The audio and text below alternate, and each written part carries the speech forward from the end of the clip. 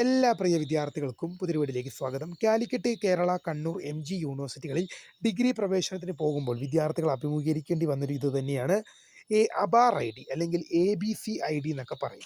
ഇത് നിങ്ങൾക്ക് ഫോണിൽ തന്നെ ഉണ്ടാക്കാം. എങ്ങനെ ഉണ്ടാക്കാം? ഡീറ്റെയിൽഡ് വീഡിയോ ആണ്. വിശദമായ വാർത്തയിലേക്ക് തന്നെ കിടക്കാം. ആദ്യമായി ടീച്ചർ കാണുന്ന വിദ്യാർത്ഥി ഉണ്ടെങ്കിൽ തീർച്ചയായും മറക്കണ്ട സബ്സ്ക്രൈബ് ചെയ്ത് കൂടെ പറയാൻ പ്രത്യേകം ശ്രദ്ധിക്കാം.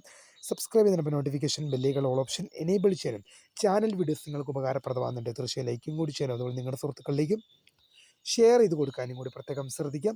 അതുപോലെ നമ്മുടെ ചാനലിൻ്റെ വാട്സപ്പ് ചാനലിൽ ജോയിൻ ചെയ്യാനുള്ള ലിങ്ക് നിങ്ങൾക്ക് വീഡിയോയ്ക്ക് താഴെ ഡിസ്ക്രിപ്ഷൻ ബോക്സിൽ നൽകുന്നതായിരിക്കും. അപ്പോൾ നമുക്ക് നേരെ വളരെ സുപ്രധാനവും വളരെ പ്രാധാന്യം അറിയിക്കുന്ന വാർത്തയിലേക്ക് തന്നെ കിടക്കാം. കാലിക്കറ്റ്, കേരള, കണ്ണൂർ, MG യൂണിവേഴ്സിറ്റികളിൽ ഒരു ഡിഗ്രി പ്രവേശനത്തിനായിട്ട് വിദ്യാർത്ഥികൾ പോകുമ്പോൾ പ്രധാനമായിട്ടും ആ വിദ്യാർത്ഥികൾക്ക് ഒരു കൺഫ്യൂഷൻ വരുന്നതും അഡ്മിഷൻ സമയത്ത് ആവശ്യപ്പെടുന്നതുമായൊരു സംഗതിയാണ് അബാർ ID, ABC ID എന്ന് പറയും. ഇത് നിങ്ങൾ പ്രധാനമായിട്ടും academic bank details of credit എന്നാണ് അബാർ ID അറിയപ്പെടുന്നത്.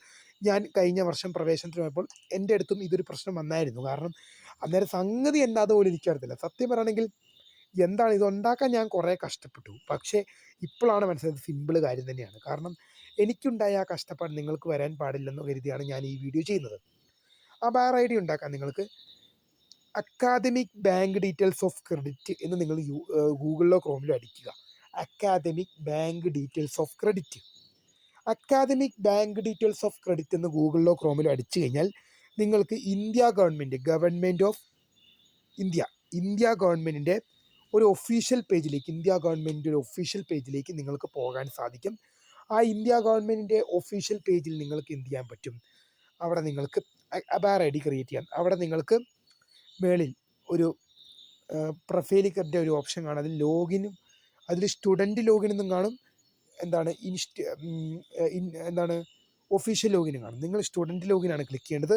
സ്റ്റുഡൻറ്റ് ലോഗിൻ ക്ലിക്ക് ചെയ്ത് കഴിഞ്ഞാൽ നിങ്ങൾക്ക് അടിയിൽ ന്യൂ രജിസ്ട്രേഷൻ എന്ന ലിങ്ക് കാണാൻ സാധിക്കും. അതിൽ നിങ്ങളുടെ ആധാർ നമ്പർ, മൊബൈൽ നമ്പർ എന്നിങ്ങനെ കുറച്ച് കാര്യങ്ങളൊക്കെ കൊടുത്ത് രജിസ്റ്റർ ചെയ്യുക. രജിസ്റ്റർ ചെയ്ത് കഴിയുമ്പോൾ നിങ്ങളുടെ യൂസർ ID യും പാസ്വേഡും വെച്ച് ലോഗിൻ ചെയ്യുക. യൂസർ ID യും പാസ്വേഡും നിങ്ങൾ തന്നെയാണ് കേട്ടോ ക്രിയേറ്റ് ചെയ്യുന്നത്. നിങ്ങൾക്ക് ആധാർ നമ്പർ ഉപയോഗിക്കാം, മൊബൈൽ നമ്പറൊക്കെ ഉപയോഗിക്കാം. ഇതൊക്കെ വെച്ച് യൂസർ ID യും പാസ്വേഡും ക്രിയേറ്റ് ചെയ്ത് കഴിഞ്ഞ് നിങ്ങൾ പ്രൊഫൈലിലേക്ക് ലോഗിൻ ചെയ്ത് കഴിഞ്ഞാൽ നിങ്ങൾക്ക് നിങ്ങളുടെ ആധാർ കാർഡ് പോലെ ഒരു കാർഡ് കിട്ടും. ആ കാർഡ് ശരിക്കും ആവശ്യമില്ല. നിങ്ങൾക്ക് 12 അക്കമുള്ള നമ്പറാണ് വേണ്ടത്. ആ കാർഡിൽ നിങ്ങളുടെ 12 അക്കമുള്ള ABC ID, 12 അക്കമുള്ള അബാർ ID ആ കാർഡിൽ കാണും. 12 അക്കമുള്ള അബാർ ID ആ കാർഡിൽ കാണും. ഈ 12 അക്ക നമ്പറാണ് അബാർ ID എന്നറിയപ്പെടുന്നത്, അല്ലെങ്കിൽ ABC ID, academic bank details of credit എന്നറിയപ്പെടുന്നത്.